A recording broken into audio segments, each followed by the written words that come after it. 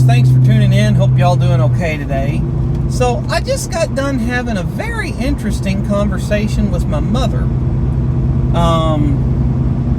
We just got talking about the ripples that you leave in your life. So I'll tell you two stories about this. And we talked about the difference between the effects that you have on those around you that that you can observe and those you don't. As an example, okay, so I'll give you a quick story here. My wife has a few mental issues. She's got diagnosed PTSD. She's speaking with a psychiatrist right now. It's possible that she is somewhere on the autism spectrum. Don't know exactly if that's for sure or not. And so she's had mental health issues a lot, and it's kind of since we've been together, and she's starting to take it serious because she's tired of the unexplained issues and the uncontrollable issues, and so she kind of wants mental health tools to work through that. So I'm not on the SS toot my own horn here, just stating a fact. When you take your wedding vows, for better or worse, for sick or for poor, or for sick and in health, for rich or for poor. You do all that. Okay, fine. So, I promised that I would be beside her when, stuff's going wrong, and that I'd do everything I could for her, and I've kind of gotten to watch my impact on her life in a positive way most of the time. Because I'm a guy, I can screw up with the best of them. So, the interesting part about this conversation is my mom and I, we got talking about, the ripples that you leave behind. Now, I want to tell you a story similar to this, one that I've got in my mind, or that Mom and I were talking about, before I tell you the one we were talking about. So, before I was born, now I'm the oldest of my mother's kids. My dad died in 2016. Hang on.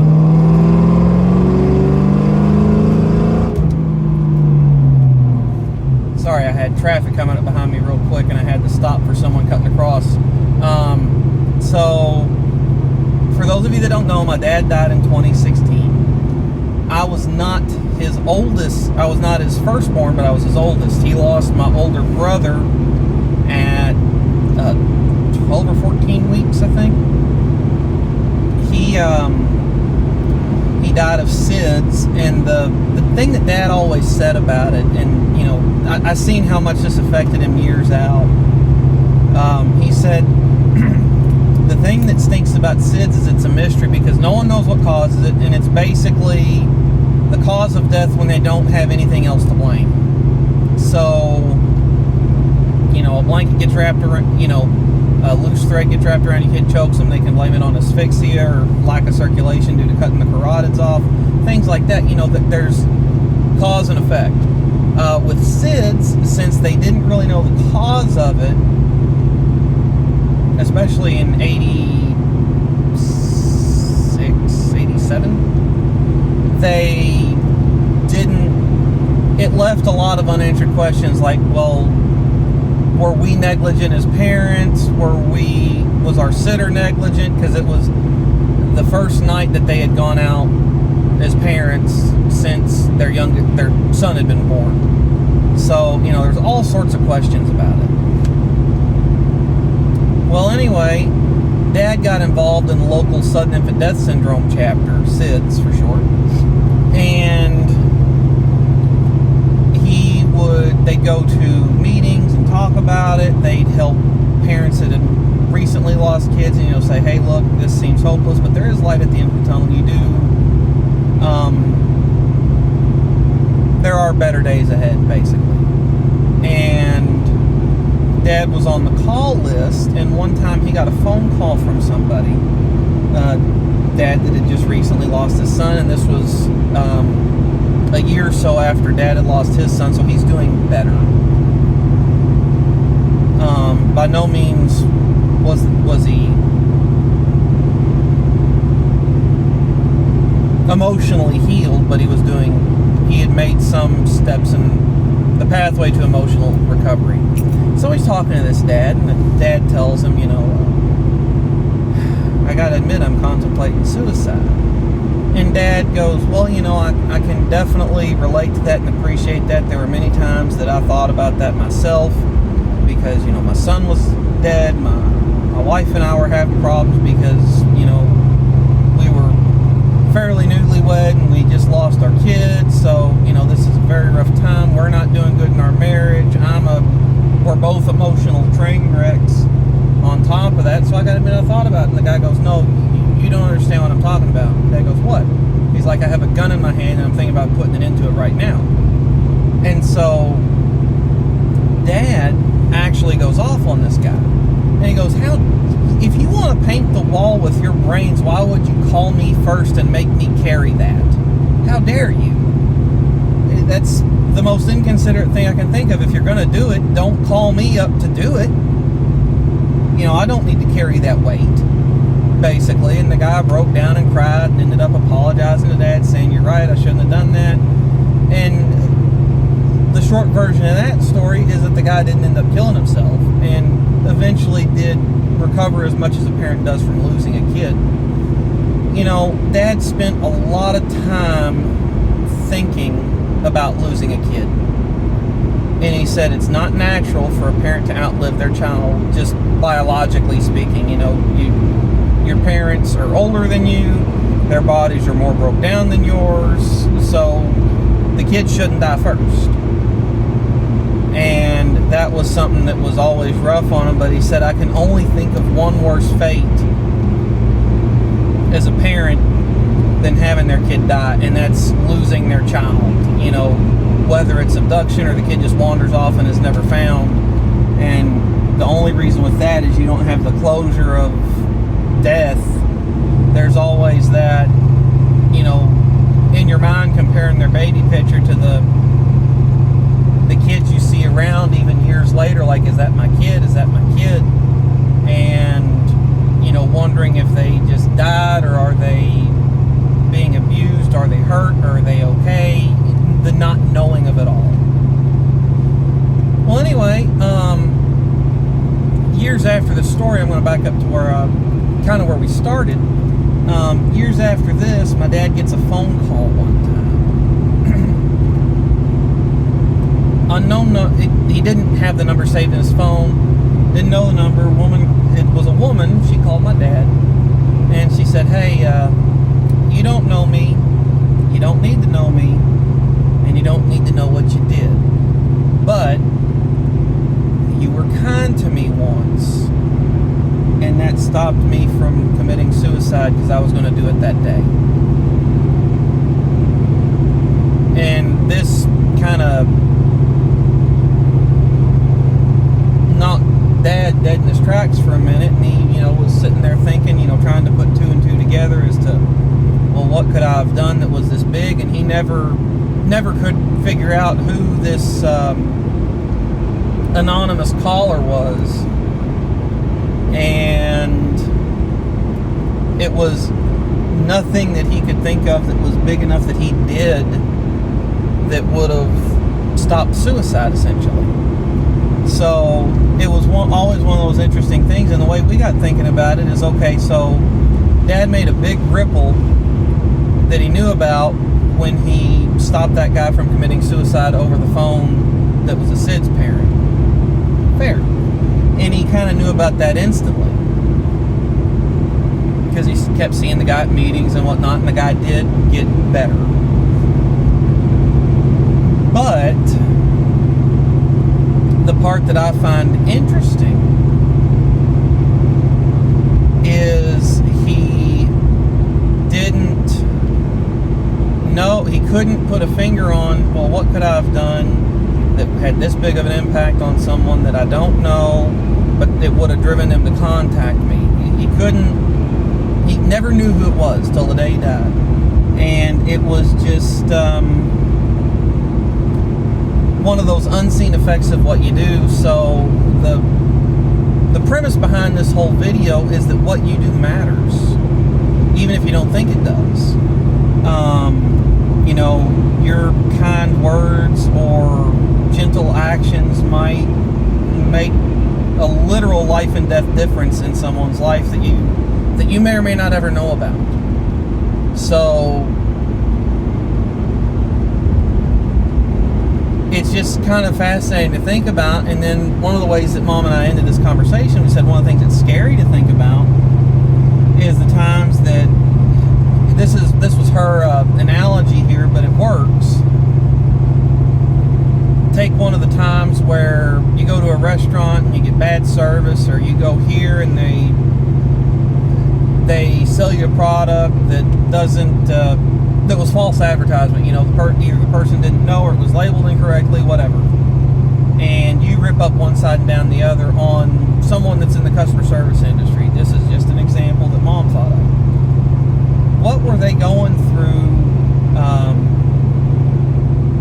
the hours, months, and days before you go off on them or just Karen, if you will?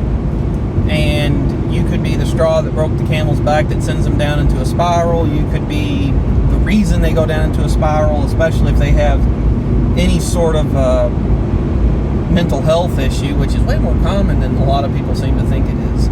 But it's just one of those things that's scary to think about to me, because I cited I had a coworker, former coworker, we don't work together anymore, that this person and I didn't get along very well. And there was one time this specific coworker said some things to me, and I was in a bad mood until I could wake up on the right side of the bed. That was the best way to put it. So go home after shift that day. I'm in a bad mood the rest of the day. After I get home, finally nighttime comes, go to bed, wake up, better mood. New day, I can start off on the right side of the bed, right foot, whatever you want to call it. The day is better. Have a better outlook on life. If I'd been up against the wall, whether I was having problems in my marriage, with my family, with my kids, having issues with,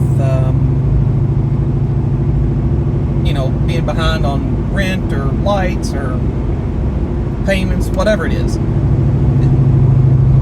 that situation could have ended differently in a bunch of different ways. So it's just, and I know that I'm playing the victim card on that one, but that's just one of the ways that I can think of that if things had been different, it would have ended up differently for sure, because I wouldn't have stood there and taken it. I would have stood up for myself and knocked them right in the middle of their mouth and been done. Or I would have said a bunch of 4-letter words and really made them go crazy or whatever.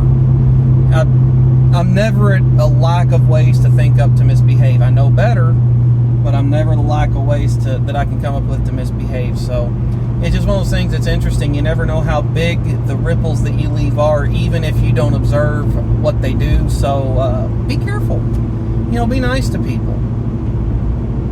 And it doesn't always have to make sense. There was one time, this was, it was right around the time my wife and I got married. Now, for those of you that don't know, she had kids from a previous marriage. The biological father, which is the nicest thing I can call this person, is not involved in any way, shape, or form with his offspring. And we were struggling with money. My wife's pregnant. I don't have good money. I don't have good insurance. Life is just no good. There's always a struggle. I'm literally on a first name basis with 2 collectors about things, and I remembered phone numbers just by looking at them so many times. So I'd call, I get a phone call, I'd answer the phone. Oh, which one is it? Is it this one or that one? Oh, it's this one. Okay, well, I get paid on this date. Here's when you'll have it. And then I've struggled to put food on the table the rest of the month. So, yeah, all sorts of fun stuff. Well, this one time I'm working a job, but I'm really struggling to get another job. I'm putting in applications. This was 14, 15. I'm doing everything I can to get a new job that pays more money, where I can get caught up and put food on the table and be somewhat successful. really struggling with this. Well, at the time, I was driving a shuttle van for a company, and I picked this one customer up. It was the dealership. So, drive this one customer up to the local military base. We were about 20-25 minutes away from the military base. We did a lot of business with military, both in sales and service. So, customer comes in, needs to drop her car off, get back up to base. So I drive her up there, and we get talking about church. He's like, well, what church do you go to? I'm like, well, here's the church I go to. My wife and kids, and parents, and here's everybody that goes, and really good church, and on and on and on. And, well, where would you recommend? She's like, I want to go someplace that's televised so I can get my parents to watch where I'm going to church, kind of share that even though they're across state lines. I'm like, well, here's kind of your options in the area that I'm aware of, but you might try calling a handful of churches, finding out where they can catch it. Okay. Get to her drop-off spot, and this woman said, I don't know why, I don't know what's going on, but I feel led to pray for you. And I was mentally struggling with all the things I just mentioned, and this woman prays for me, and I'm not gonna lie, I'm not too proud. I broke down and cried, and she prayed with me. She didn't know what to pray for. She just prayed for me, and that was more than enough. And I hugged her, and I thanked her a lot, and I hugged her again, and I cried some more. And then she got out of the van, and down the road I went, and I never saw her again. I couldn't even tell you her name, but she knew that I needed prayer, and she listened. But the whole point in that is you just never know how big your ripples that you leave behind you are. And so don't take your actions for granted in having a impact in people's lives. That woman, just her talking to me and praying for me, it meant a lot. So that's what I got for today, folks. Thanks for tuning in. Sorry this one was a longer one, but what can you say? I'm full of hot air. Thanks.